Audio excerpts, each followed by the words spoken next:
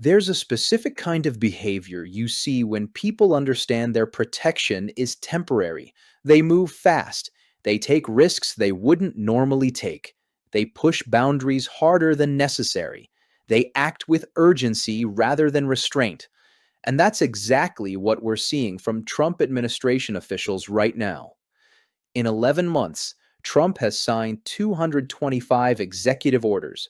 For context, that's more than most presidents sign in an entire term. He's fired over 100 DOJ prosecutors and career lawyers, including everyone who worked on January 6th cases and everyone who investigated him. He's publicly demanded specific prosecutions of political enemies before any investigation was complete. James Comey was indicted on September 25th, 2025, just days before the 5 year statute of limitations would have expired on alleged 2020 testimony. Letitia James was investigated for mortgage fraud until a federal judge dismissed the case in November, finding a disturbing pattern of profound investigative missteps. The administration stripped 1.6 million immigrants of legal status in less than a year, terminated temporary protected status for 10 countries, dismantled 83% of USAID programs, ordered investigations of law firms that represented adversaries. This isn't normal governance. This isn't careful policy implementation. This is scorched earth at maximum velocity. And the behavior tells you something important. These officials understand their protection has an expiration date. Because here's the thing about DOJ control: it provides political protection from prosecution, not legal immunity. And that protection evaporates the moment political power shifts. Let's decode what's happening, why officials are acting with such desperate urgency, and what the ticking clock of statutes of limitations reveals about their calculations. First, let's be precise about what protection Trump officials currently have. Controlling the Department of Justice means controlling who gets investigated and who doesn't, who gets prosecuted and who walks. That's real power. That's a real shield. Trump appointed Pam Bondi as Attorney General. He installed loyalists throughout DOJ leadership. He fired career prosecutors who investigated him and replaced them with political appointees with zero prosecutorial experience. Ed Martin, who has no prosecutorial background and previously defended January 6th rioters, now leads the weaponization working group inside DOJ. So right now, Trump and his officials are protected. They can fire prosecutors. They can order retaliatory investigations. They can demand specific indictments, and the Attorney General will either comply or, at minimum, won't stop them. But here's what that protection isn't. It's not legal immunity. It's political protection that requires maintaining power. The moment Trump loses control of DOJ, whether through the 2026 midterms, flipping the House and changing the political dynamic, or through the 2028 election ending his presidency, that shield disappears. And unlike presidential immunity for official acts, which the Supreme Court addressed last year, there's no immunity for subordinates. There's no protection for actions taken after leaving office. There's no constitutional barrier to prosecuting former officials once they no longer control the Justice Department. The shield is temporary, it's conditional, and it requires power. Trump officials seem to understand this. That's why they're moving so fast. Let's look at the numbers. 225 executive orders in 11 months. That's not governance. That's a sprint. That's someone trying to accomplish as much as fast as possible before something stops them. For comparison, most presidents sign 30 to 50 executive orders per year. Trump's on pace for over 240 in his first year alone. 100 plus prosecutors and career lawyers purged from DOJ. On January 27th, 2025, 1 week into his term, Trump fired multiple career DOJ lawyers who had prosecuted him: Molly Gaston, J.P. Cooney, Ann McNamara, Mary Dorman. On February 1st, he fired 25 to 30 federal prosecutors who worked on January 6th cases. All 6 top FBI executives were dismissed. That's not normal turnover. That's systematic elimination of anyone who might investigate or testify against administration officials in the future. Retaliatory prosecutions rushed before deadlines. James Comey was indicted on September 25, 2025. The alleged conduct was from 2020 testimony, meaning the 5-year federal statute of limitations would have expired within days. That's not careful prosecution. That's racing the clock. Career prosecutor Eric Siebert actually recommended against charging Comey. He was fired, replaced with Lindsay Halligan, a Trump lawyer with zero prosecutorial experience.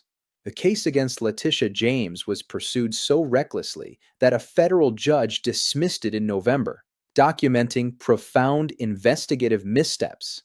1.6 million immigrants stripped of legal status in less than a year. That exceeds the population of Philadelphia. It's not sustainable, it's not careful, and it's generating hundreds of court challenges. But it's fast. The pattern is clear. Maximum action in minimum time. And that tells you something. These officials believe their window is closing. Now let's talk about the mechanism that creates the urgency. Federal statute of limitations for most crimes, 5 years. That means any conduct from 2020 through 2024, during Trump's time out of office, during the transition, during the 2024 campaign, can be prosecuted through 2025 to 2029. But by January 20th, 2029, when Trump's term ends regardless of what happens, the statute of limitations will have expired on most conduct from 2020 through 2024. That creates a very specific calculation for Trump and his officials. If they can maintain control of DOJ through January 2029, much of the conduct that could be prosecuted, Trump's own actions around January 6th, classified documents, election interference, will be time-barred, legally unprosecutable. But if they lose control before then, if Democrats flip the House in 2026 and shift the political dynamic, if Trump loses in 2028, if something unexpected happens, then all that conduct is still prosecutable. And Jack Smith's report, filed before the cases were dismissed, concluded that admissible evidence was sufficient to obtain and sustain a conviction at trial. On the charges against Trump, the evidence exists. The only thing protecting Trump and his officials is DOJ control, and the clock is ticking. Let me tell you what happened the last time officials believed their DOJ protection was permanent. During Watergate, 1972 and 1973, Nixon administration officials acted with impunity. They broke into the Democratic National Committee. They covered up crimes. They used federal law enforcement for political purposes. And they got away with it. For a while. Because they controlled the Justice Department. Because they believed their power was permanent. Because they couldn't imagine a world where they didn't control prosecutorial decisions.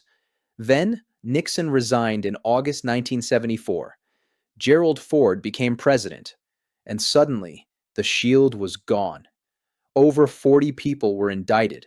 Attorney General John Mitchell, the nation's top law enforcement official, convicted, served 19 months in prison. H.R. Haldeman, White House Chief of Staff, convicted, 18 months. John Ehrlichman, Domestic Policy Chief, convicted, 18 months. Charles Colson and others, convicted, imprisoned, or forced to resign in disgrace. And here's the key parallel. They acted recklessly because they thought they were protected. They left evidence trails. They didn't cover their tracks carefully. They documented their actions because they couldn't imagine prosecution. But that world arrived, and all the aggressive actions they took under DOJ protection became the evidence that convicted them. The difference between Watergate and now, Nixon tried to hide his crimes. Trump does everything publicly. Trump fires prosecutors on Twitter. He publicly demands specific indictments. He announces retaliatory investigations before they even begin. He's betting that brazenness plus DOJ control equals immunity, but that only works while he controls DOJ. Here's the paradox these officials face. Acting aggressively while protected accomplishes goals faster, but it also creates more legal exposure later. Poor documentation of justification. When you're firing 100 prosecutors fast, you're not carefully documenting legitimate cause for each termination. You're just doing it. And the lack of proper justification becomes evidence that the firings were retaliatory and unlawful.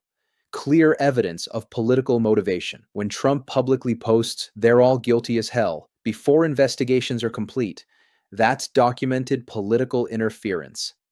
When Ed Martin promises to name and shame people who can't be charged, that's evidence that investigations are punishment, not legitimate law enforcement. Angry victims who will testify. Every prosecutor fired for investigating Trump is someone with motivation to cooperate with future investigations. Every career lawyer forced out is a potential witness. Every person wrongfully prosecuted is someone who will tell their story under oath. Court findings documenting violations. Federal judges are already documenting Trump administration lawlessness in written opinions. At least 225 judges have ruled against the administration's immigration detention policy in over 700 cases. Those aren't just rulings, they're findings of fact in the permanent record that future prosecutors can cite. Grand jury rejections.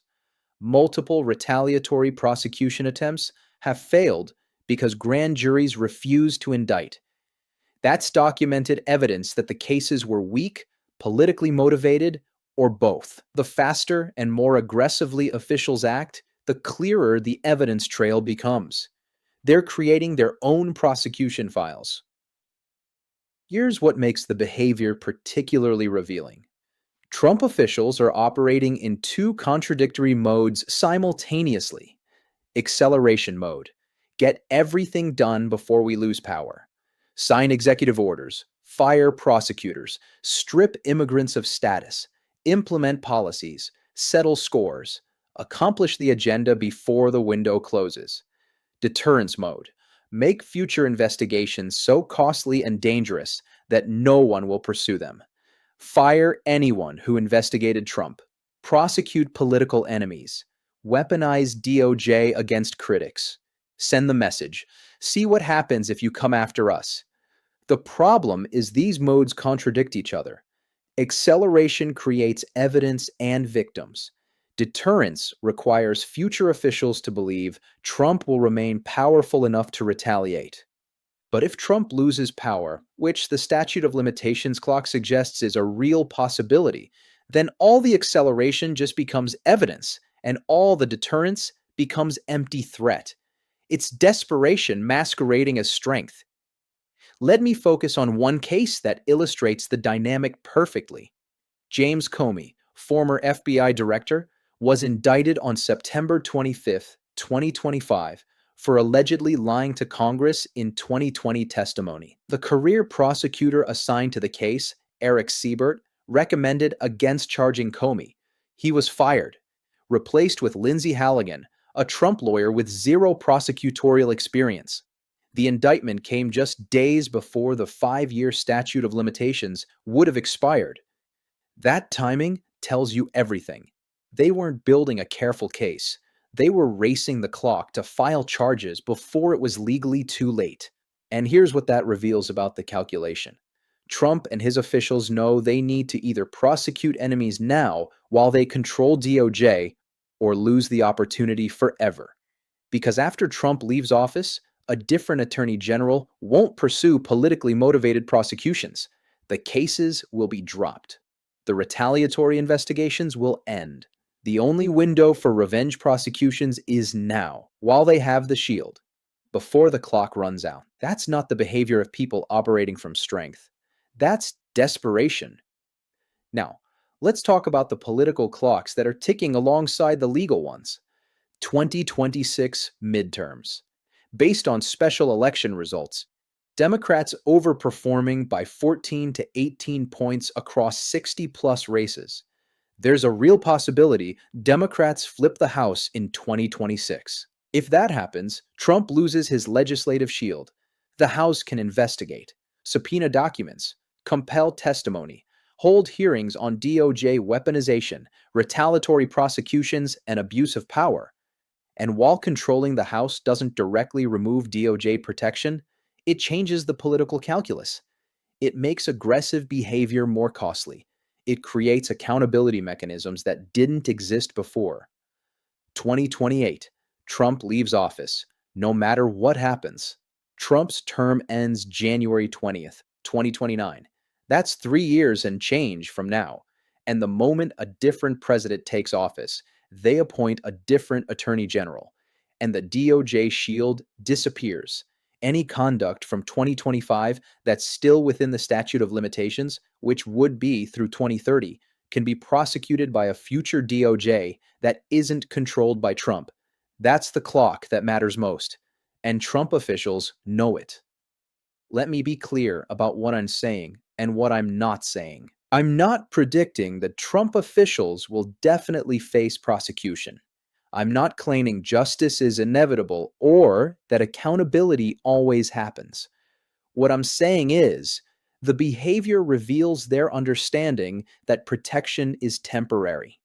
The velocity of executive orders, the purge of prosecutors, the rushed retaliatory indictments, the systematic elimination of anyone who might investigate them later. All of it suggests officials who believe their window is closing, who are trying to accomplish everything now, settle every score now, create every deterrent now, before the opportunity disappears. And that behavior, that desperate acceleration, creates more evidence, more victims, more documentation of wrongdoing. Whether they actually face consequences depends on politics, prosecutorial decisions, and factors we can't predict. But the evidence they're creating is real. The witnesses they're generating are real. The court findings documenting their conduct are real. Watergate taught us that temporary DOJ protection isn't immunity, that officials who act without restraint under that protection leave evidence trails, and that when the protection ends, the evidence remains. Trump officials are making the same bet Nixon's officials made, that the shield will last long enough, or that they can destroy the institutional capacity to hold them accountable, or that future prosecutors won't dare come after them. But the velocity of their actions, the desperate rush to accomplish everything before the clock runs out, suggests they're not confident in that bet. They're acting like people who know time is running out, because it is. The statute of limitations clock is ticking. The 2026 midterms are 11 months away. The 2028 election is 3 years away. And every aggressive action taken under temporary protection is creating evidence that will still exist after the protection is gone. They're racing the clock, and the clock is winning. Thanks for spending a few minutes digging into this with me. If you want more grounded, progressive commentary without the outrage bait, subscribe and stick around. Every time you watch, share, and engage, it helps build a community that believes democracy is worth understanding and defending. I'll see you in the next video.